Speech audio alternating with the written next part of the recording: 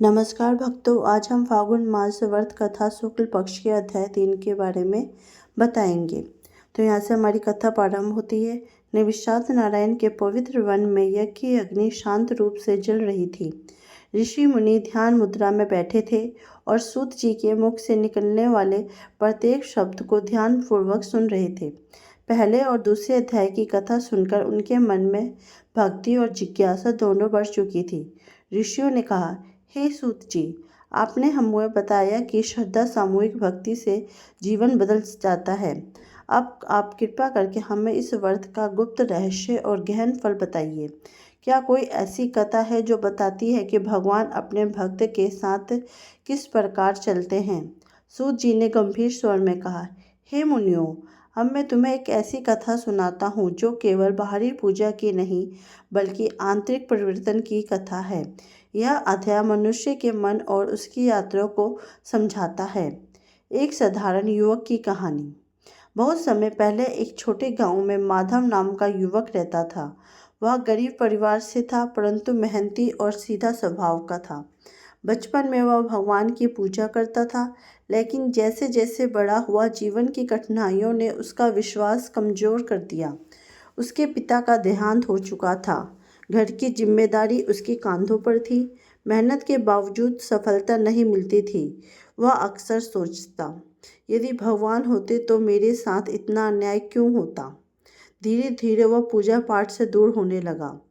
एक वर्ष ऐसा आया जब गांव में बीमारी फैल गई, काम बंद हो गया, धन खत्म हो गया। माधव के परिवार की स्थिति बहुत ही ज़्यादा खराब हो गई।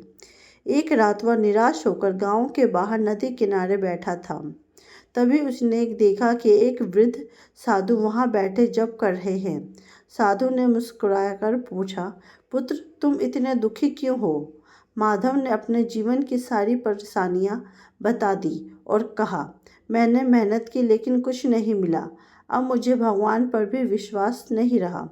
साधु ने शांत स्वर में कहा, तुम्हारा दुख भगवान से दूरी के कारण है। जब मनुष्य केवल परिणाम चाहता है और धैर्य खो देता है, तब उसे लगता है कि भगवान ने साथ छोड़ दिया है।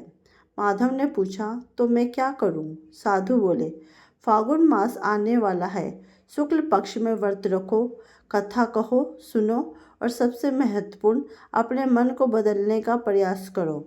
यह व्रत केवल शरीर का नहीं, मन का व्रत है। माधव ने सोचा, एक बार प्रयास करके और देखता हूँ। फागुन मास शुरू हुआ। उसने सुबह जल्दी उठना शुरू किया, नदी में स्नान करता, भगवान का नाम लेता और साधु द्वारा बताई गई कथा सुनता। शुरुआत में उसे कठिनाई हुई, मन बार बार भटकता। कई बार उसने व्रत छोड़ने का विचार किया, लेकिन साधु की बात याद करके वह टिक गया। अध्याय 3 का मुख्य मार्ग यहाँ शुरू होता है। सूत जी कहते हैं, मनुष्य का सबसे बड़ा शत्रु बाहर नहीं, उसके भीतर होता है।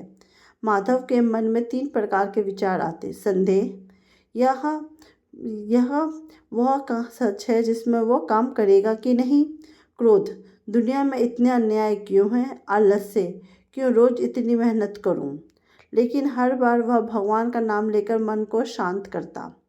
एक दिन साधु ने उससे कहा, सच्चा व्रत केवल अपने लिए नहीं होता, किसी की सेवा करो। माधव ने गांव के बीमार लोगों की मदद करना शुरू किया।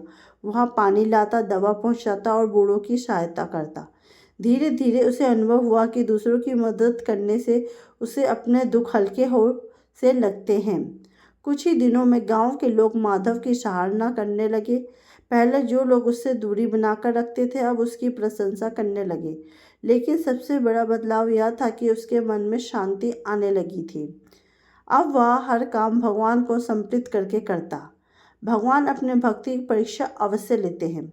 एक दिन माधव की माँ गंभीर रूप से बीमार हो गई। डॉक्टर ने कहा कि इलाज महंगा होगा। माधव फिर घबरा गया।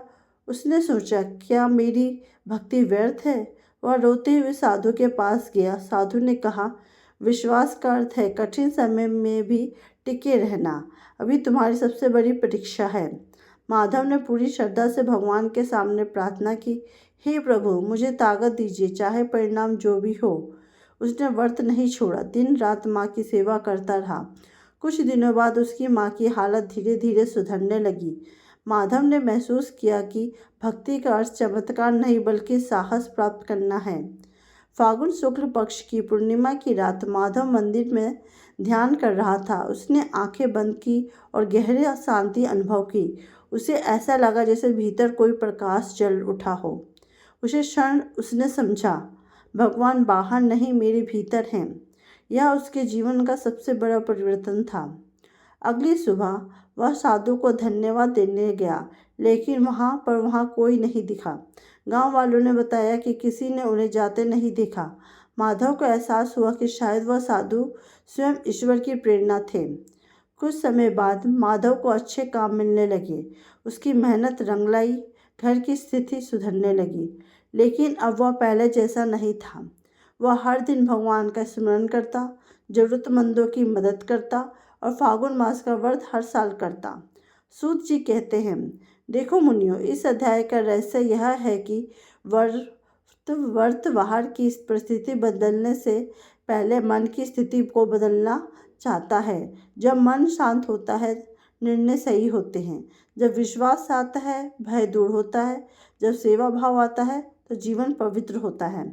इस कथा में छिपे प्रतीक, माधव जो कि सामान्य मनुष्य हैं, गुरु जो कि साधु के रूप में हमें प्रेरणा देते हैं, व्रत आत्मसंयम, सेवा भक्ति का सच्चा रूप, प्रकाश आत्मज्ञान।